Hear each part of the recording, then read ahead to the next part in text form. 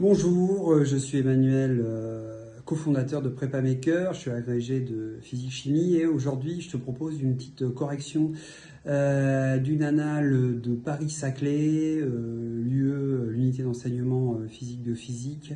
Une petite annale sur l'optique, les lentilles minces. Alors qu'est-ce qu'il faut connaître pour faire ce genre de questions? La loi de conjugaison, le grandissement d'une lentille, savoir ce qu'est une lentille convergente, une lentille divergente, savoir les différences.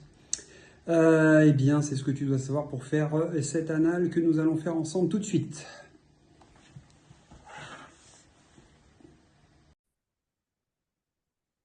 Allez, c'est parti. On fait cette correction d'annale 2021 sur les lentilles minces, annale de l'Université de Paris-Saclay, l'UE biophysique physique, question numéro 3. Donc, on est sur des lentilles minces.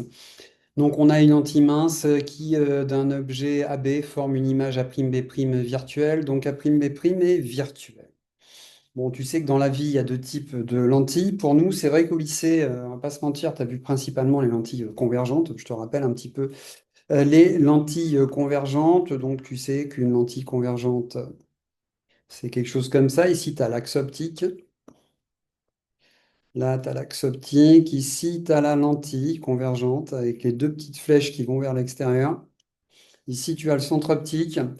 Tu as deux foyers, un foyer objet, un foyer image. Si tu veux réussir tes schémas, n'oublie pas que le succès de tes schémas en optique réside sur un seul truc. Il faut que le foyer image, qui pour la lentille convergente se trouve à droite du centre optique, et le foyer objet soit parfaitement symétriques l'un de l'autre. Tu sais par définition que tu dois avoir eh bien, OF qui est égal à moins OF'. Alors, comme tu le vois, je mets un petit trait sur OF. Ça veut dire que OF, comme ça, c'est la mesure algébrique de OF, la mesure algébrique de OF', autant pour moi ici.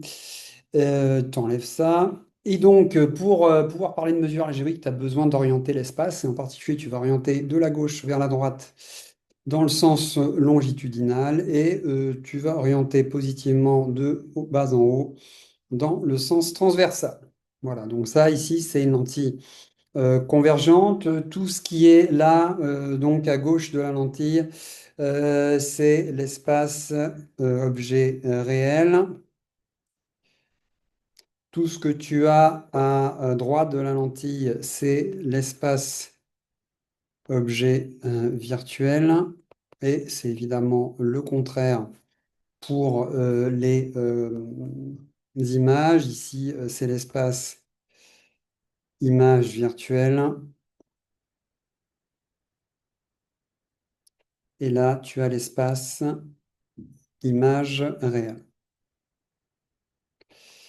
Donc, dans cet exercice, on te dit que tu as une image qui est A'B', qui est virtuelle. Donc, bon, je ne sais pas où elle est, mais en tout cas, je peux dire qu'elle est à peu près par là. Donc, je vais mettre B', A', comme ça, toujours perpendiculaire à l'axe optique. Pas de souci. Alors, on va nous parler évidemment, bon, l'image, on sait qu'elle est virtuelle. On va s'intéresser à l'objet, et pour ça, c'est très facile. Tu vas utiliser la notion de grandissement, puisque par définition, tu sais que le grandissement, c'est OA' sur OA. Ça, c'est des formules de première que tu dois maîtriser. Ça doit être égal aussi à A'B' sur AB. Voilà. Bon, image virtuelle, donc par définition, des orientations, tu vas avoir OA' qui est négatif. Donc, si tu as OA' qui est négatif, eh bien, tu vas avoir, d'après la relation qui est là, tu vas avoir OA qui est égal à gamma OA'. Donc, si tu regardes un petit peu ce qui se passe, tu as gamma qui vaut moins 1,5 fois OA'. OA', je te rappelle, mesure algébrique de OA', c'est négatif. Moins par moins, ça fait plus. Tu déduis de tout ça que la mesure algébrique de OA est forcément positive. Donc, OA est à droite de la lentille. Donc, quelque part par là, on va dire. Et donc, tu as l'image, enfin, tu as l'objet AB qui est dans le sens inversé par rapport à l'image, puisque tu as un grandissement négatif. Bon, après, tu t'aperçois que l'agrandissement est inférieur à 1, donc la taille de l'image devrait être de 1,5 de la taille de l'objet. Donc bon, je te le fais comme ça, mais c'est pas l'idée plus importante de ce QCM. Donc en tout cas, ce qu'on vient de montrer, c'est que OA est positif. On en déduit que j'ai un objet virtuel.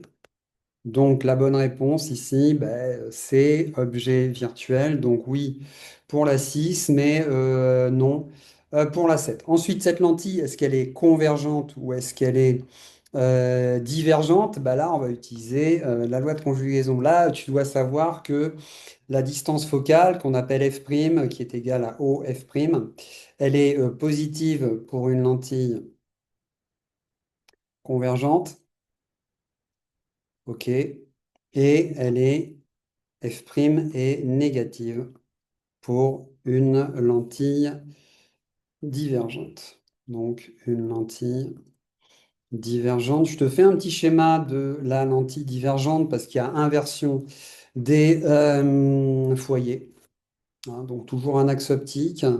La lentille qui est modélisée par un trait, et puis j'ai deux petites flèches qui vont en direction du centre optique, et cette fois les foyers sont inversés. J'ai le foyer image à gauche de la lentille et j'ai le foyer objet à droite de la lentille. Par définition, une lentille divergente, ça écarte les rayons lumineux de l'axe optique. Pour mémoire et pour le plaisir de l'optique, je te fais les rayons que tu dois connaître. Si par exemple tu as un objet ici, bien si tu as un objet A, B, tu veux trouver l'image par la lentille convergente, ben, tu vas faire les rayons habituels.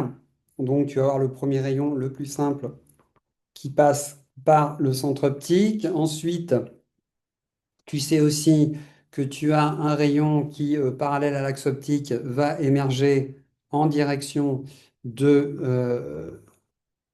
foyer image, donc tu as quelque chose comme ça, et tu trouves l'image donc à l'intersection de ces deux rayons, et ici donc tu vas avoir là, tu vas avoir A', B'. Bon, j'insiste pas, c'est pas la notion qui nous intéresse ici, tu dois savoir construire l'image d'un objet via une lentille divergente, même si c'est un peu compliqué, parce que c'est pas un truc que tu as vu en terminale, c'est tout nouveau. Et ça nous fatigue un petit peu, ces constructions. Bon, ici, pour déterminer la nature de la lentille qui nous intéresse, à savoir est-ce que c'est une lentille convergente, question 8, ou est-ce que c'est une lentille divergente, la 9, bah, il faut tout simplement que tu utilises la relation de conjugaison que tu maîtrises normalement en terminale. Et en première, tu as vu ça, donc tu sais que 1 sur OA' moins 1 sur OA est égal à 1 sur OF'. Donc, en fin de compte, tu peux, dans l'idée, dans cet exercice, c'est d'avoir le signe de OF' à partir de OA' et OA. Donc, ici, dans notre exo, bah, OA', tu sais qu'il est négatif. OA, tu sais qu'il est positif. Donc, ça implique que 1 sur OA' est négatif. Et ça implique aussi que 1 sur OA est positif. Donc, moins 1 sur OA est négatif. Du coup, quand tu regardes un petit peu ici la relation de conjugaison, tu as 1 sur OA' qui est négatif, moins 1 sur OA qui est négatif. Tu additionnes deux termes négatifs. Conclusion, tu en déduis directement que 1 sur OF' est négatif.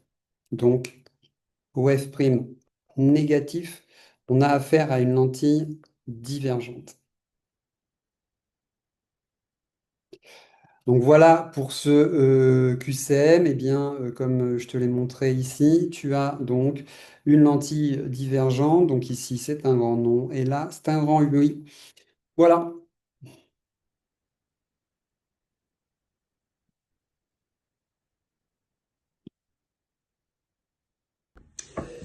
Et ben voilà, correction de l'anal sur les lentilles minces de la fac, correction d'une anale de la fac de Paris-Saclay. Si tu as des questions, n'hésite pas à nous les mettre en commentaire et on y répondra très rapidement. De nombreux contenus vont arriver pour ta fac de Paris-Saclay et pour la fac aussi de Saint-Quentin-en-Yvelines. Je te rappelle que PrépaMaker, c'est le spécialiste de la préparation en biostat et en biophysique physique pour la passe. Donc je te dis à très bientôt et rejoins très vite la communauté PrépaMaker, en particulier en t'abonnant à notre chaîne YouTube. Belle journée à toi.